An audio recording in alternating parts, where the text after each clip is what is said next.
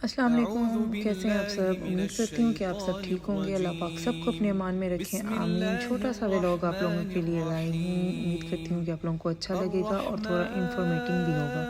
बच्चों को winter vacations हुई थी और हम लोगों ने प्लान किया था कि हम बाय रोड उम्रा के लिए जाएंगे और बच्चों को लेके जाना था, तो उस हवाले से ही सारी पैकिंग करनी थी और सब कुछ करना था ताकि कोई परेशानी ना हो।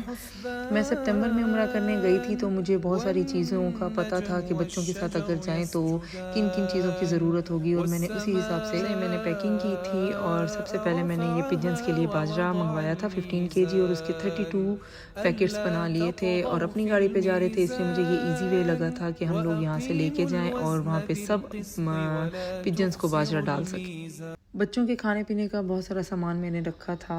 लास्ट टाइम सितंबर में जब मैं उम्रे के लिए गई थी ना, तो मुझे आइडिया था कि वहाँ पे खाना अच्छा नहीं मिलता और बड़ों को पसंद नहीं आता, तो बच्चों को कहाँ से पसंद आना था। तो इसलिए मैंने कोई इस मामले में रिस्क नहीं लिया था। इसलिए मैंने बच्चों के लिए नूडल्स रख लिए थे, रस्क केक रखा था, बिस्किट्स थे, क्रॉसन था, और स्नैक्स में कैंडीज़, चॉकलेट जो ईज़िली मैं ले जा सकती थी और जो मैं ईज़ी उनको बना के दे सकती थी, वो चीज़ें मैंने उठा ली थी। कॉर्नफ्लेक्स भी के, ताकि बच्चों को जब भूख लगे तो इनमें से कुछ भी मैं उनको खाने के लिए ले दूँ। सुबह 4 बजे हम लोगों ने निकलना था, इसलिए मैंने सैंडविचेस बनाए थे और टी भी मैंने सुबह उठ के जल्दी से बना लिया था, ताकि रास्ते में हम लोग खाते हुए जाएं, एंजॉय करते हुए जाएं। ये मैंने वो चीज़ें सामने रखी थी जो हम लोगों ने गाड़ी में मैंने यूज़ करनी थी, बच्चों को देनी थी, तो वो चीज़ें मैंने रख ली थी सामने। और मैंने ये लिक्विड अहान के फीडर वॉश करने के लिए भी रखा था और वॉशिंग पाउडर भी रखा था, कुछ वॉश करने के लिए ज़रूरत पड़ सकती है, तो मैंने रख लिया था। बच्चों की मेडिसिन्स भी मैंने रखी थी। उम्रे की थकावट की वजह से उनको टेम्परेचर हो ना जाए, इस वजह से मैंने ये रख लिया था। नट्स भी रखे थे, मतलब फुल एंजॉय के लिए मैंने जो चीज़ें रख सकती थी सब रखे। ये हमने रात को ही सामान मैंने गाड़ी में रखवा लिया था ताकि कोई इशू ना हो, और सुबह बस यही टी बनाऊं, सैंडविच बनाऊं और इजीली हम लोग निकल जाएं।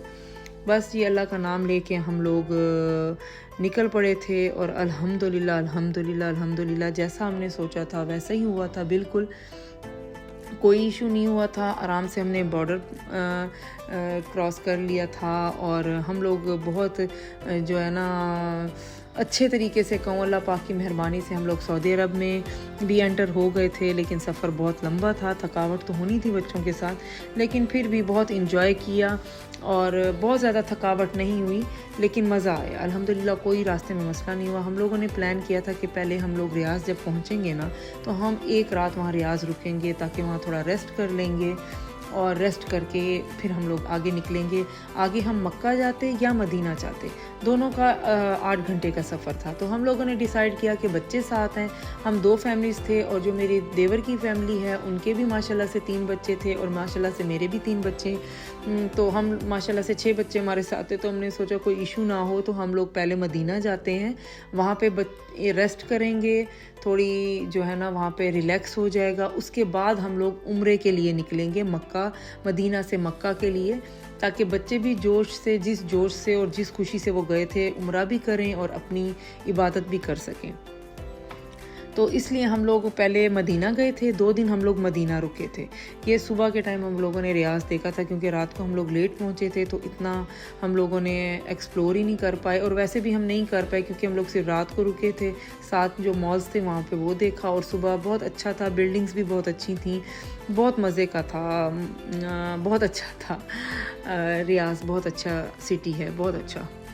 तो बस फिर हम लोग यहाँ से निकल पड़े। सुबह नाश्ता करके 9-10 बजे हम लोग निकले थे, और फिर हम लोग रात को 11-12 बजे जो है ना मतलब पहुँचे थे। और रास्ते में हम लोगों ने थोड़ा स्टे भी किया था, इसलिए बच्चों को खाना वाना खिलाया था।